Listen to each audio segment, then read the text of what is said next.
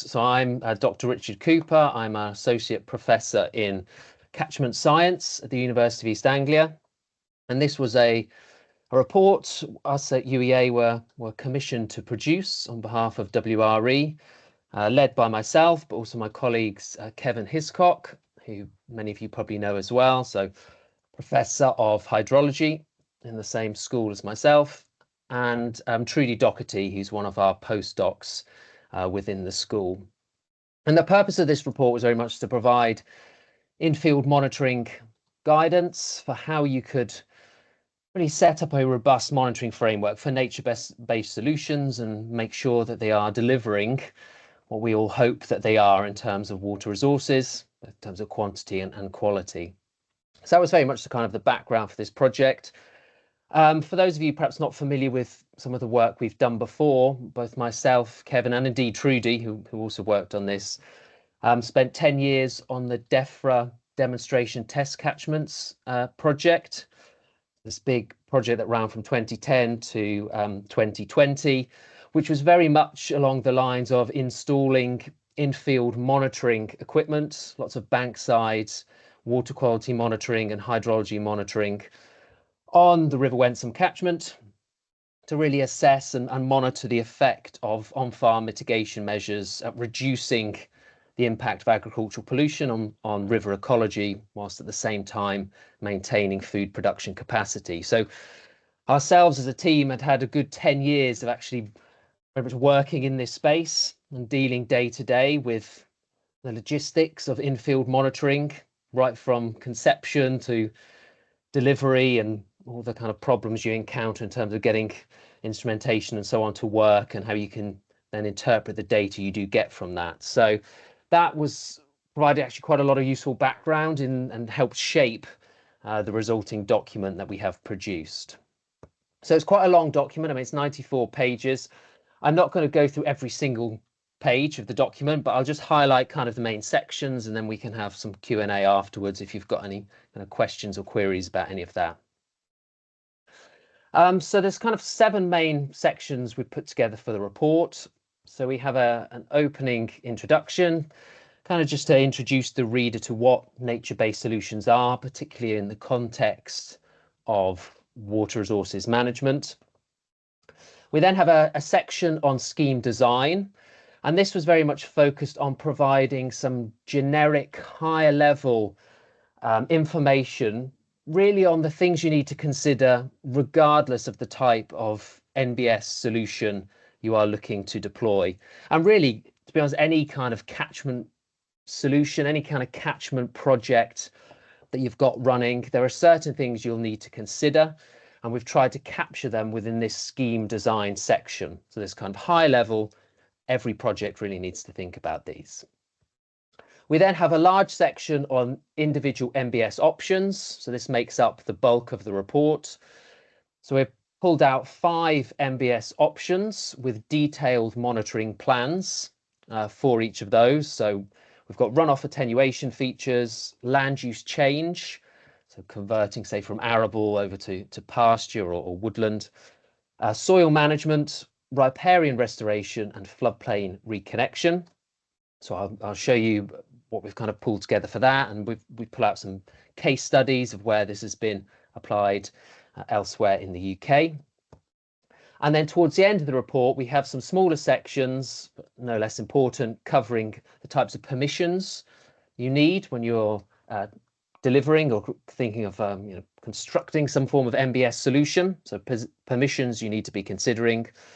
Funding opportunities, we've particularly focused on things around biodiversity net gain, nutrient neutrality, carbon credits, replenish. Integration, so we've provided an example of how you could potentially use credit stacking to fund an NBS solution.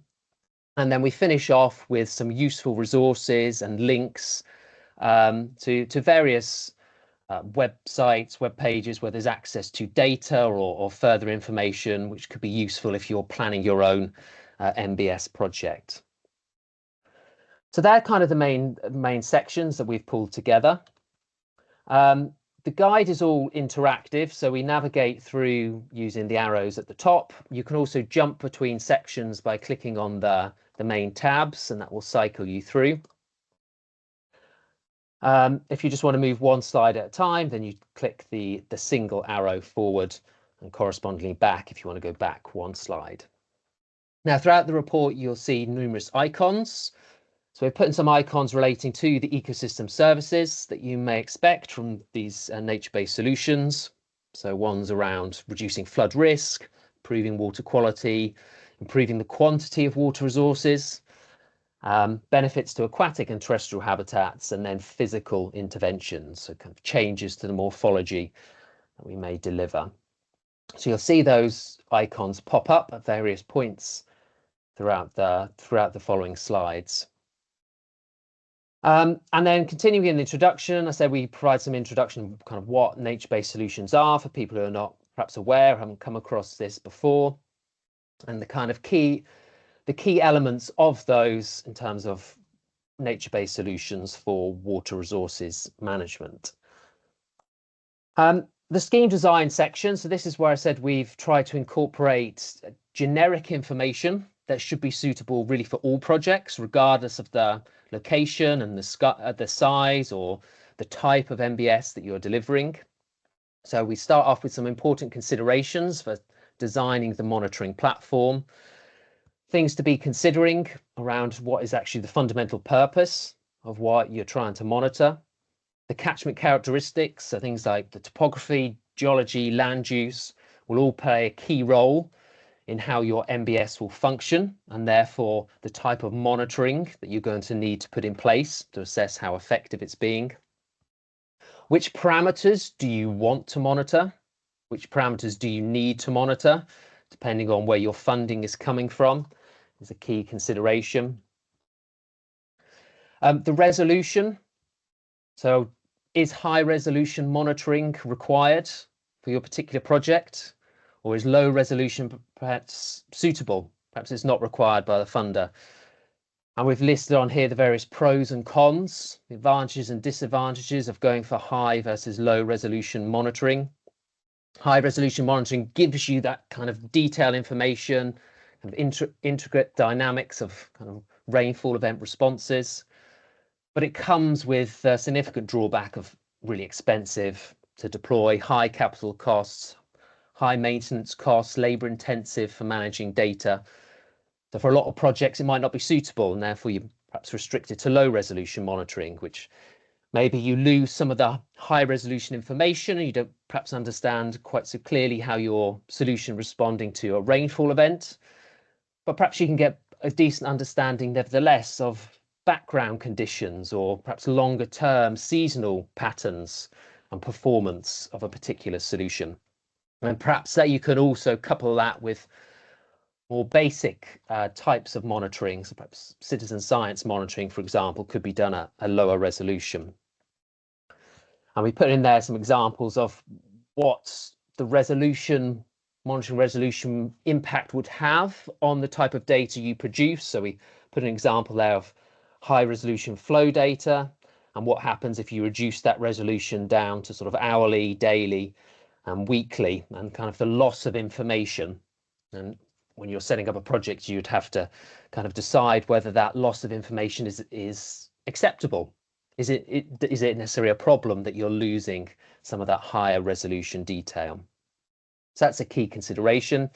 That in turn will feed into kind of what type of monitoring equipment you use and you require. And we've very much framed this throughout the report in terms of a basic, standard or gold standard approaches to the monitoring setup. And I'll show you some examples of that later on. Before, after and control impact approach. So the classic CABA type approach to assessing any of these types of interventions. So doing some form of monitoring before or after, either temporally, so before you deploy an intervention, and then after, in the months and years afterwards, or spatially, so kind of upstream, downstream of a particular feature. So you can actually quantify what impact your measure has had. And then finally, consideration of things like monitoring trains. So if you really want to get a detailed understanding of how your MBS solution is working.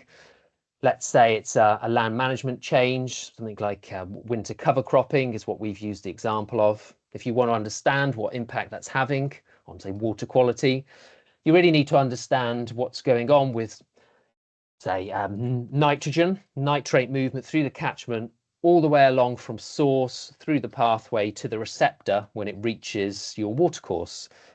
So consideration of monitoring in the field itself, looking at nutrients within the soil and within the crops, then looking at nutrients within soil water and field drainage, and ultimately then monitoring what's coming out and you're seeing within your drainage network and in the river channel itself.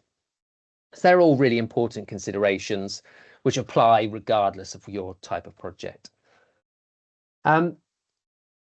Also in this section, we've included some generic high-level overview of the types of parameters which are commonly monitored in lots of catchment-based projects. So from a meteorological point of view, key parameters you might need to be recording around precipitation, temperature, humidity, solar radiation, and so on. We put in some specifications in here on the types of equipment you might want to be using. So tipping bucket rain gauge, kind of 0.2 millimeter resolution, 15-minute telemetry. So you've got some guide when you're perhaps shopping around for this type of equipment, what type of spec you might need. We put in here an indication of the lifetime of the equipment.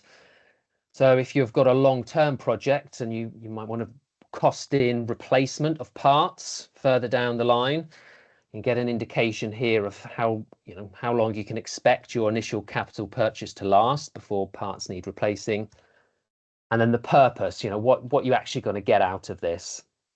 So in terms of rainfall monitoring, an understanding of pollution mobilization, hydrological response times, and so on. We've put in kind of photographs of what that equipment looks like and some examples of the data that can be produced from that. So we've got numerous ones of these. As I said, meteorological parameters, hydrological parameters, very, very similar. Again, photographs of the equipment, examples of the types of data you can produce. We've also hyperlinked a lot of the information within these tables, so you can get taken out to another resource, another website where you can access data or further information on these particular parameters. So if I just click on the discharge, for example, that link will take you to the CEH, National River Flow Archive, from where you can then search for flow data from your local site, your local river. So you can zoom in and go to the official Environment Agency flow monitoring locations and download data from actually your particular site of interest. So we've got that for various parameters all the way through the whole report. So again, for hydrochemical parameters, I'm not going to go through everything, but it's a similar thing, highlighting the key parameters you typically want to monitor for any catchment project: your nutrients, carbon, sediments, dissolved oxygen, conductivity, temperature, pH, and so on.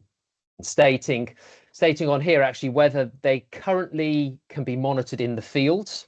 So can you actually monitor these with some kind of bankside monitoring station, or whether that technology doesn't currently exist and therefore you need to do collecting a sample manually and then sending that off to a lab to be analysed remotely.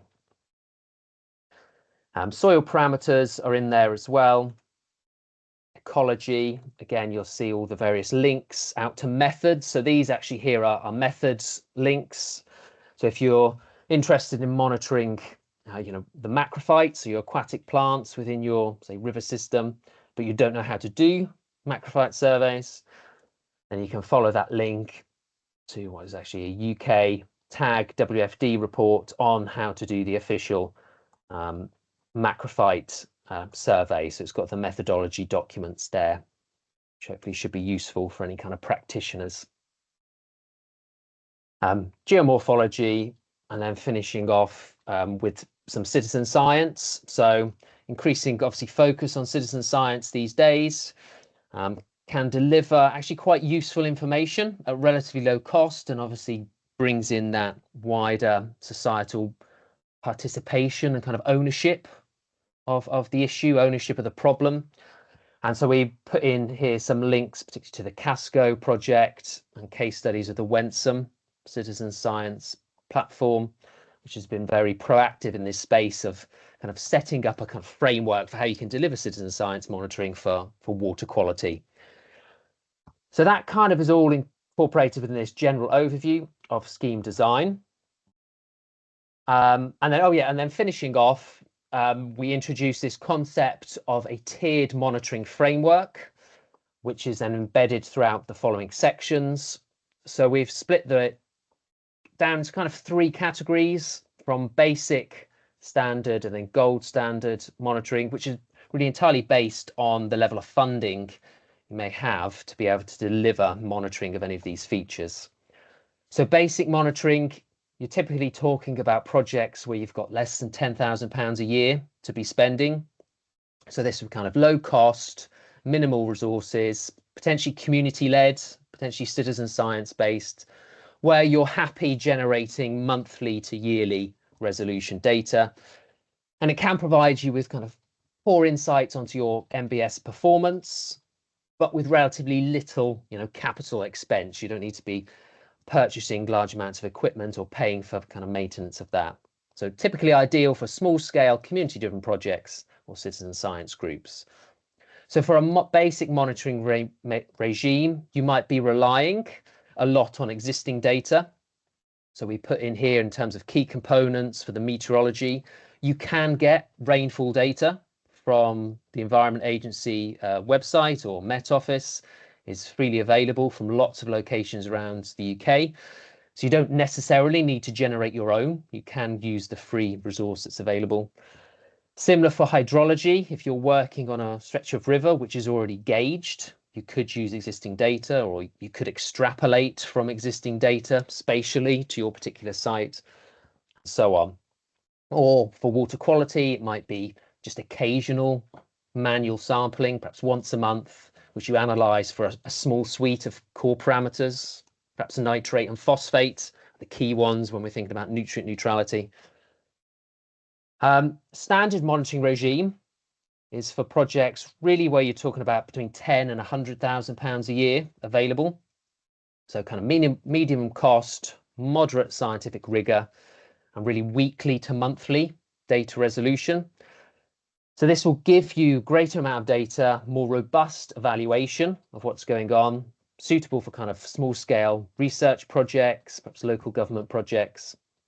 And for these types of projects, you might be purchasing some capital equipment. So you might be buying your own tipping bucket rain gauge, for example, so you can produce your own site rainfall data. Or you might be purchasing pressure transducers to put down your own piezometer tubes to measure to water depths and so on. You might have money, therefore, to do more regular grab sampling, so perhaps weekly sampling from your site and sending that off to a laboratory, and so on and so forth. The gold standard monitoring is then really for those projects where you've got sort of over £100,000 a year. So you've got the money behind you to install a greater amount of capital equipment, and then to pay for the ongoing maintenance of that capital equipment, which certainly from our experience working on the DEFRA DTCs for 10 years is a significant cost to keep in situ kind of bankside monitoring stations going. So you do need that, £100,000 a year plus to support such a network. So high cost, comprehensive, scientifically rigorous, can generate kind of minute to daily resolution data. So it can be really valuable, but does come with that higher cost. So this might be where you've got telemetered sensors, say bankside monitoring, telemetered weather stations. So you're getting real-time data. So when it's raining, you can see exactly how your feature is performing in response to that rainfall event. So you can access the data in real time from a web server through that telemetry. Okay, so that's the scheme design. The MBS options, which is then the kind of main part of the report. As I said at the beginning, we focused on 5 different types of MBS option: the runoff attenuation features, land use change, soil management practice, riparian options, and floodplain reconnection. You can click on the photographs of these features, and that will take you that particular section. So if you're only interested in, say, floodplain reconnection, you can just click on that particular tab and it will take you straight to that section of the report. I'm not going to go through all of these because we don't have time. So if I just focus on runoff attenuation features, you click on there, it brings you just kind of a landing page with a photograph of an example of a runoff attenuation feature. So this is one from Saul Park Estate.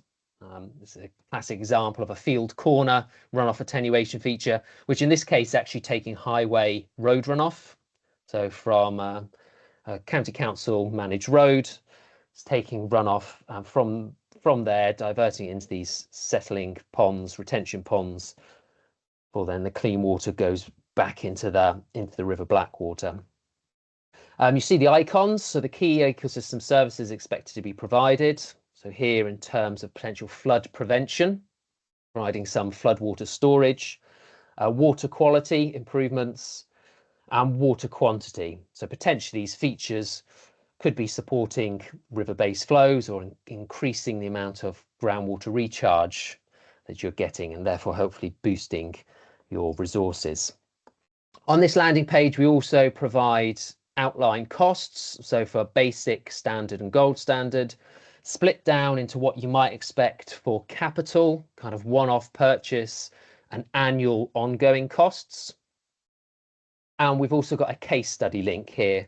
So you click on that link at the bottom, that little hat symbol, it will take you to a case study example where we have an establishment of a monitoring regime for that particular feature. As you click on through, you then get an overview, a little bit more detail of what runoff attenuation features are, kind of an opening statement of what they are and their primary goals, some examples of the types of runoff attenuation features you could use, so leaky dams, retention ponds, swales, wetlands, and the key objectives. So whether it's you want to reduce water quality, enhance water quality, reduce your flood risk, groundwater recharge, promotion or supporting biodiversity. So just a little bit more information there. Again, for people who are perhaps not familiar with these features, they can get a bit of a better understanding of what they can deliver. And then we include this kind of photo montage. Again, some examples really for those people who have not seen a runoff attenuation feature before. They can start to visualize it and understand, okay, well, potentially this might work for what I had in mind, or it might work for my particular site. The next page is then provides a conceptual monitoring design for that particular feature, so for RAFs in this case. So any design is going to be site specific. It's going to be dependent on the soil types, the topography, the type of flows coming into it, the space you have available, the money you have available to, in terms of the size of the feature and so on, the extent of the problem you're trying to deal with. But there are certain things, certain kind of basic rules of establishing a monitoring design, which would apply nevertheless. And that's kind of what we try to capture with this conceptual monitoring design. So we've got these diagrams, which give you an idea of how you would set up the monitoring regime. So we've got an example here of what we call an online RAF. So perhaps we've got some surface flow pathway. Could actually be like a ditch or a small stream, or it could just be a surface runoff pathway during a rainfall event. And you could then construct a RAF on that surface runoff pathway. And then this diagram shows you where you might want to position some of your monitoring equipment. So in this example, we've got an array of soil moisture probes and groundwater piezometers around the RAF feature. So this would be to understand what impact that RAF is potentially having on groundwater recharge rates. If that is your objective, if it's your objective to increase groundwater recharge, then you might want to set up an array of monitoring around that feature so you can capture the recharge dome underneath that particular feature. Where you'd want to perhaps position your bankside monitoring stations, or even do your perhaps manual grab sampling kind of upstream or downstream of that feature, in terms of whether you've got your control site above and then your impact site below, so where you've impacted that. And then over on the left, we kind of summarize what should be within the basic, standard and gold standard monitoring regime for that feature. So at a basic level, you're going to want to be understanding water storage volume within the RAF, how much is actually being retained. And you probably want to get some basic understanding of the nutrients and sediment concentrations within that RAF as well. If you want to go up a level or do a standard monitoring regime, you'd want to include the above, plus some monitoring of perhaps shallow groundwater recharge rates, and therefore you might want to be putting in these kind of pressure transducers, and an understanding of what's happening during storm events. So that storm event response, perhaps at higher resolution. And then if you've got a gold standard monitoring regime, you might want to get a deep understanding of perhaps deeper groundwater recharge rates. Perhaps you might have money to drill down deeper boreholes. Perhaps you're interested in, has this had any impact on recharge to the underlying chalk aquifer, for example? Soil moisture contents, and also trying to establish a complete water balance. So exactly where that water is going, that's accumulating within the RAF. On the following pages, we then outline what that would look like for each of those regime types. So basic, what components you'd be monitoring, so the weather, surface water, and the morphology. The parameters you'd want to include, so precipitation, water level, nitrate, phosphate, and perhaps the evolution of the RAF over time, so how it's changing physically. And then the method you would use to generate that. So in the case of a basic monitoring regime, for the precipitation, you could obtain that from the existing EA hydrology archive. So you've got the link on there, which you can click, which will again take you out, in this case, to the EA hydrology data explorer. So that takes you out to here, and you can access, say, rainfall data from the various sites across East Anglia. For things like water level, you might want to just install a single pressure transducer. Water chemistry, you might rely on citizen science monitoring, for example. And then geomorphology, it might be something like fixed point photography, something that anyone really can do these days. You just have a single stake in the ground and have a place where you can use your camera phone to take a photograph at weekly or monthly intervals. So we've got the resolution on there, so what you typically should be aiming for, how often you should be generating that data, how many points around that feature you want to be collecting that data. So in the case of rainfall data, just one location is fine. In terms of water chemistry, you'd want to do 3 locations, kind of upstream, downstream, and then within the RAF itself.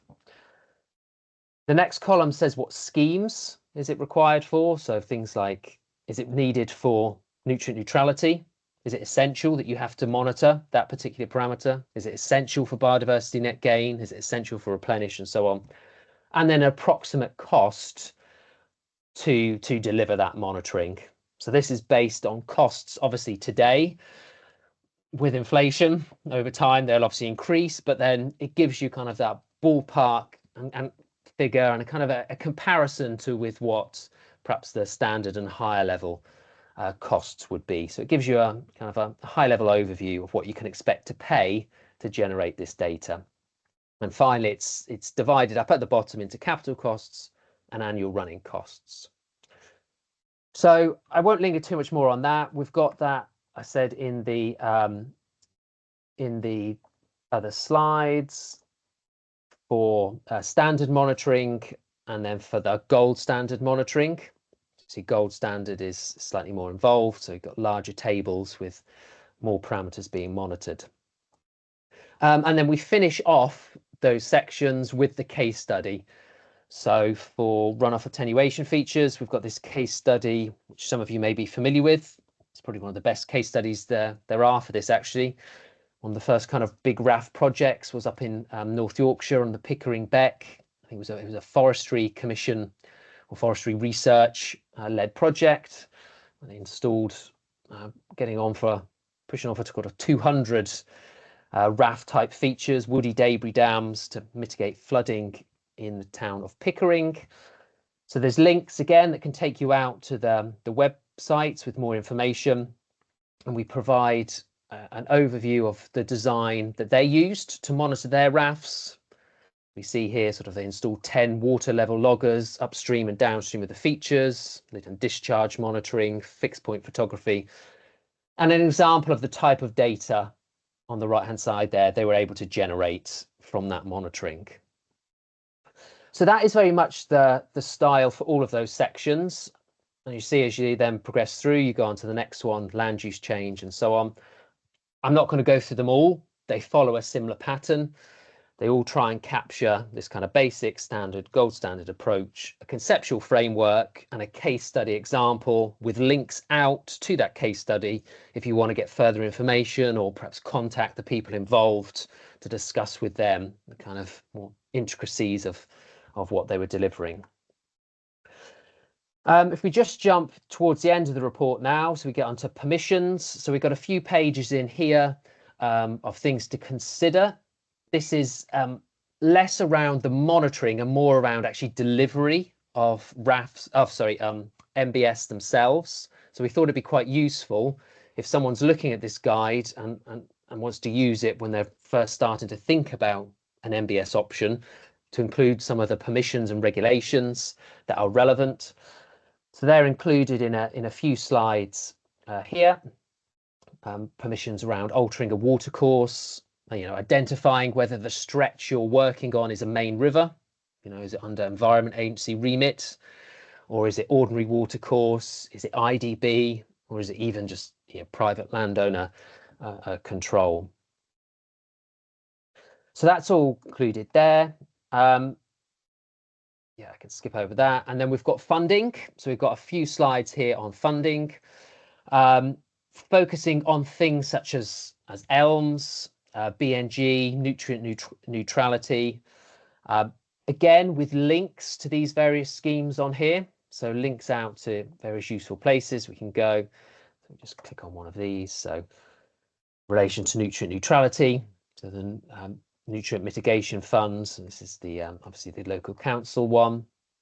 So you can get direct link out to those, which is quite helpful. All right.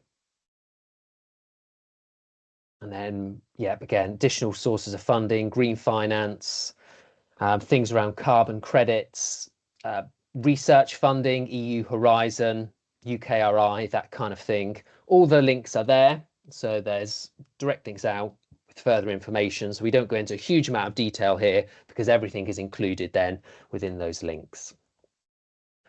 What we do, though, provide is a little bit more on the main funding schemes we'll be tapping into for MBS. So we provide a bit more information on Replenish.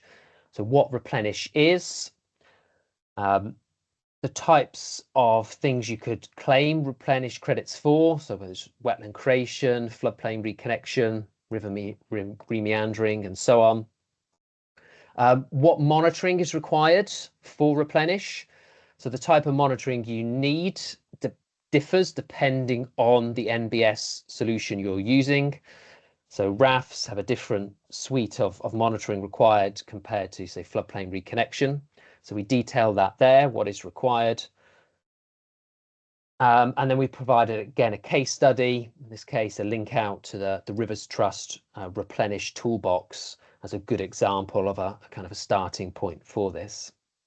And we do very much the same thing for nutrient neutrality. Again, overview of what it's all about, why it's required, what monitoring is needed for nutrient neutrality. So focusing on your before, your pre, your baseline monitoring, post-implementation monitoring to gain your credits, and then post-implementation monitoring to actually ensure the scheme is still functioning as it should longer term. And again, we then provide links to various case studies, so Bull Harbour, Tees catchment, and so on. Links out to Norfolk environmental credits. And then finally, with biodiversity net gain, same kind of thing. Biodiversity net gain, what type of monitoring is required, depending on your particular solution, and carbon credits. So you can see it gives you an introduction and then case studies, examples, again, links out if you want further information on those particular examples. And then we finish off with an integration, really focused on credit stacking. So how can you combine multiple benefits into a single scheme? So if you're interested in claiming credits, both from water quality, water quantity, soil carbon, biodiversity, and so on. So we provide an introduction to credit stacking, how you can go about doing this, the key steps you need to take, the kind of pathway for achieving that. And then we provide an example. So we provide a hypothetical example for if you wanted to construct a wetland, what that would look like in terms of things like the business model, the capital costs, maintenance costs, the kind of credits you could claim for BNG, nutrient neutrality, and so on, and then what that might look like in overall financial benefit for that scheme. So it's a hypothetical example, but it provides hopefully a nice clear way of seeing how you could perhaps link your own scheme into a similar framework. And then the final section to finish off is useful resources. So we provide just direct URLs, links out to various sources of information on the different elements that we touch upon within the report. So everything from different types of funding schemes, credits, how to do citizen science monitoring, really useful open access data sets from the Environment Agency. So you don't necessarily need to be generating your own water quality, hydrology, ecology data. A lot of it already exists. Further information on the different options, floodplain reconnection, land use change, and so on. So I think I've pretty much used all my time. So I'll just quickly go to the end slide. I think I'm happy at that point, perhaps to stop